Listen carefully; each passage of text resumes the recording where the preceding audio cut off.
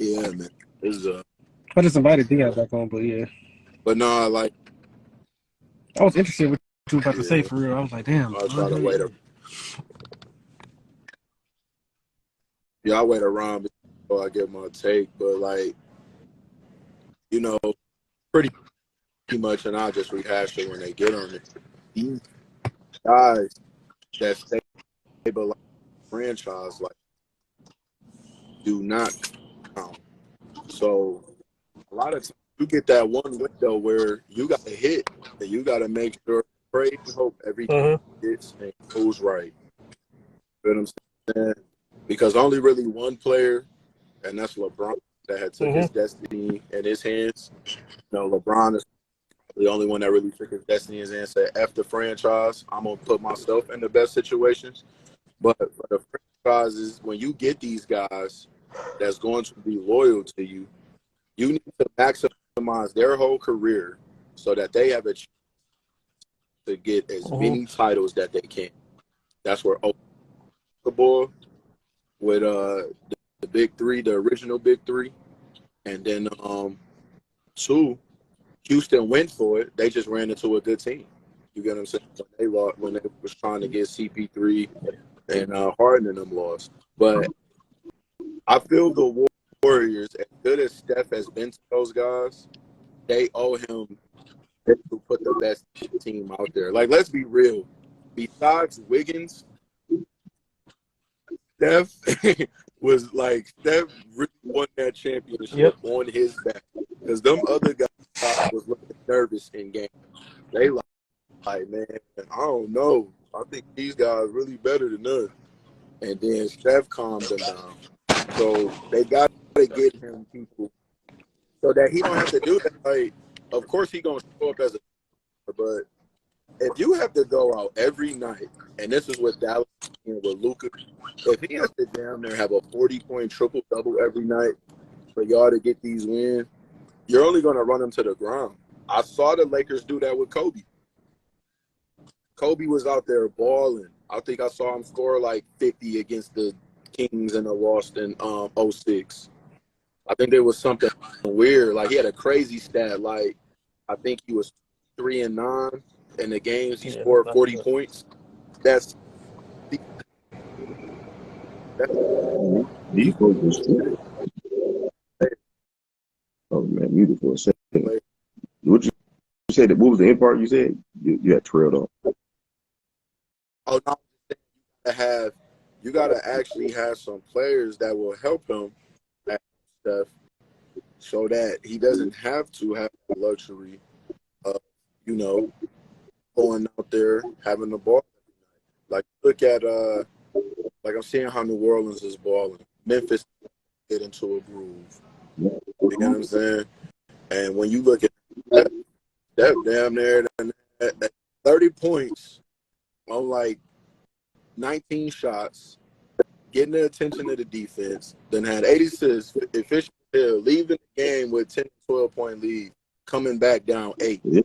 It's like People I mean, play like that. And like, what pissed me off about that game he lost, I think he got injured. They had 80 points and he had 38 of them. That's a fact. Had 20 Getting and they out the front, because at the end of the day, I think people don't even understand how good actual franchise lifters are. Because there are a lot of franchise cornerstones out there, but almost none of them are going to go to 6 NBA finals. Let's answer some now, though. Who would you say are franchise lifters and cornerstones? The only the ones that took their team to the NBA finals. Until you take your team there, you are just a cornerstone. When you lift them beyond that, like Devin Booker right now is a cornerstone, not a lifter. Jokic, right. Giannis is a lifter. So these he are took the Bucks to the finals. Steph. So you got, I feel like now in the league, like Ja, Book, Jokic, as long as they're on that team, they're going to get at least 50 wins. But there's a difference for those guys. Like, no, he don't win this. You gotta go do that. Milwaukee is doing that. They get in Giannis all his sorts. They traded for Joe Ingles. You get what I'm saying? Steph, you was like, all right, I get it. The guys ready, but all right, when they not ready, Exactly. the backup plan not. Because the owners, man, and they really, let's be real, they got help. They hit a lick. They got lucky. Not only they want to trade Steph, so not only do you buy a franchise like that, $400 million, it's worth about an estimated $7 billion a day. You Kerr and Steph, their player is so good that he makes others look better than what they really are. It's easy. You get complacent. Like, let's be real, man. We saw in 2021 when you had a roster around him that fit him. And then we saw what happens in 2022 when you build a roster around strengths. Now, these young guys haven't picked it up. Y'all got to make the call that they're not. We don't have time to wait for them. Let's be real. We don't have time to wait for them to read and react. Kuminga has picked it up, but Moses Moody and these guys and Wiseman, they will be putting up numbers. I think those rookies will be putting up better numbers on a team that ain't good, that ain't trying to win a championship, because you can make mistakes, but they can't make those mistakes here. So you need some veterans that are, like I said, you need somebody coming off your bench that's Seth Curry, Tobias Harris type level. So what about a pick like this? You know he's terrible defensive wise, but a lot of people are monitoring. What if they say, all right, we'll try to package a Moody and Wiseman for another type player, or Caruso, maybe try to flip one of them young guys for Caruso or something. You know, you might have to package them together. Caruso. Yeah. But I would take that. Yes. Listen, I'd take a Caruso type. I would take anybody who has something that they do on a different level. Because at the end of the day, I don't care if it's a guy who he plays the pick and roll better than everybody, and he's one of the best defensive rebounders. Yes, do that. I don't care if it's Buddy Hield coming off the bench shooting the blood out the ball, and we know he can't guard my grandma. Yes, because he does something different than everybody. I'll take that. Clint to that spot. I'll take it. That was the beauty of last year's team. The beauty of last year's team, when guys got the game, you knew what you were going to get from them. I knew you couldn't a quarter open. I knew BP2 was going to pick up the best player, and he was going to put the basket and rim run. And then Bielisa, of course, he was a defensive liability, but I knew him being out there, he wasn't going to hurt us. You know what I'm saying? He even had good moments in the series when he was out there. And then, like you say, and experience wins in this game. There's not too many young cats that have just came and wrecked the league. You know what I'm saying? Like, and then would have beat that still would have been out the norm. And even with Magic, yes, Magic came in as a 20-year-old rookie. And this is what I was telling people. The team before, he came to 48. And then game 6, he had 42. Jamal Wilkes had 38. Was on his way to being MVP in the finals. You got the veteran. So you got to put guys around your dogs. And if some made you multiplied your billions that much, you owe it to them to let their career flourish as much as possible.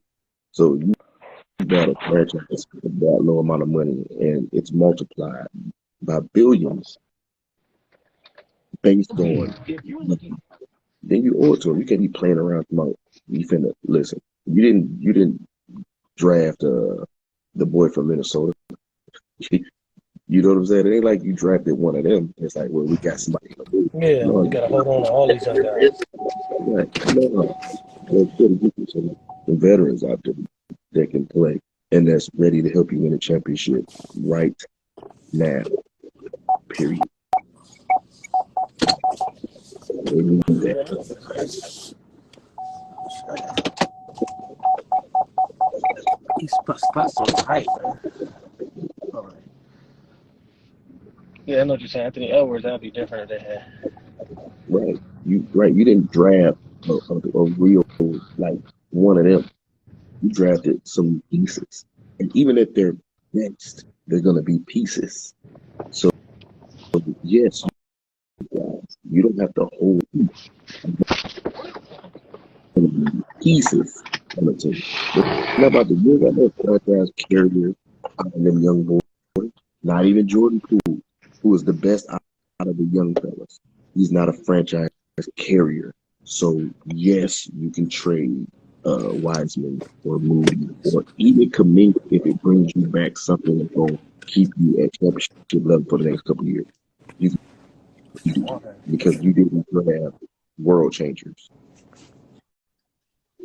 Yeah, Kaminga is the only one because he's so raw and full of ability that I'm like, no, we got to get stuff back from my man.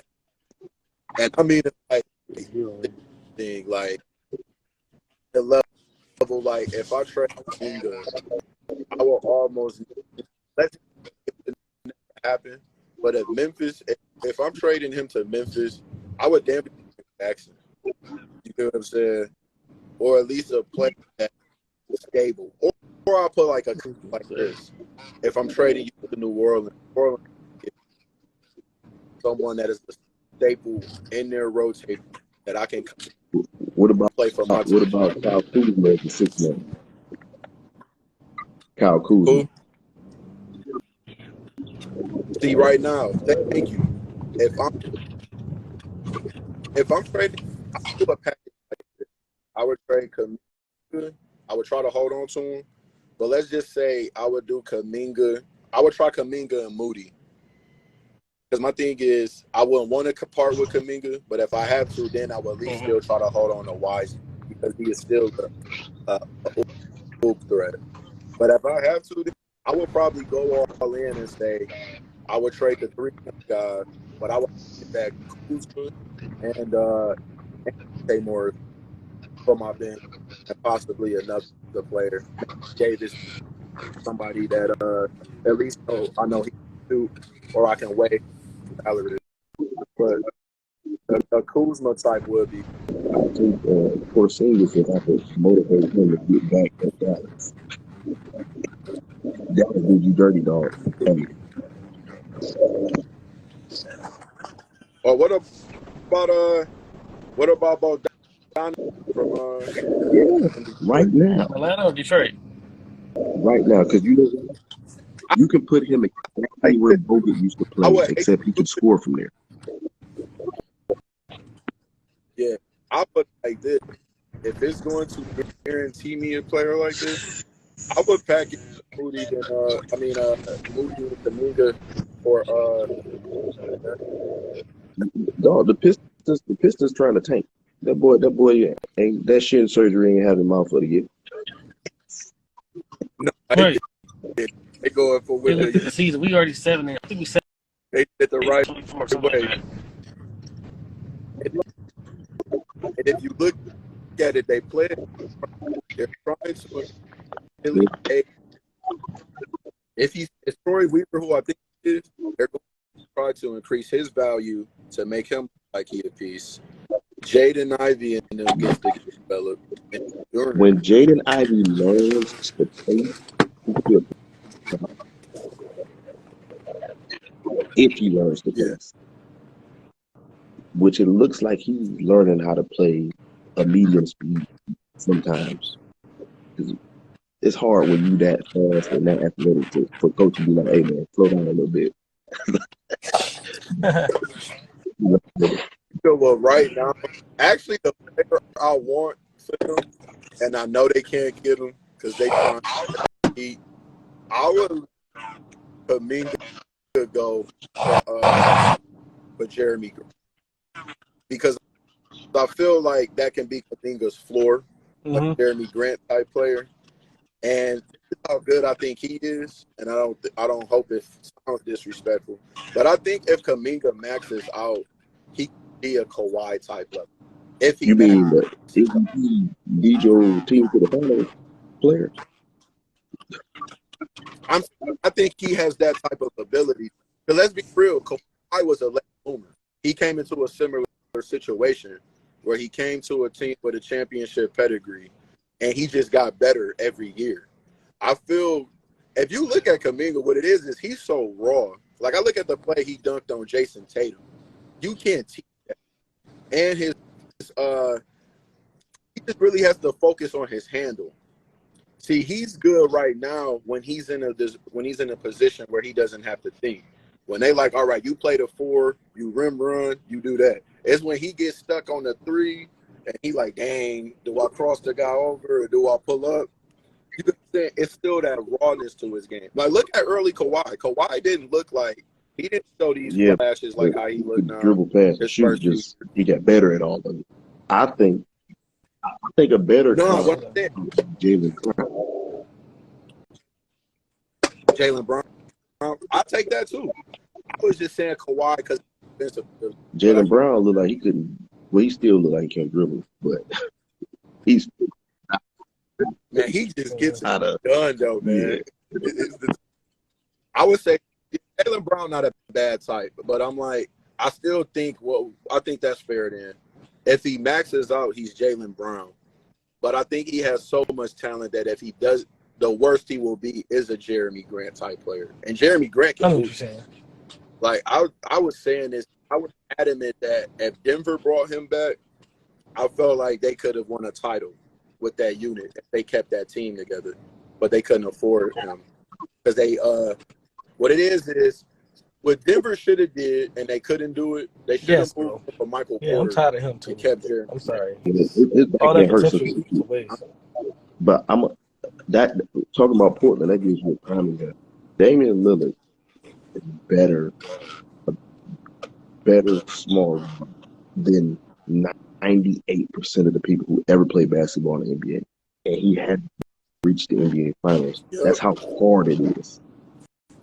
Dang. That's what it is. That's why Steph isn't.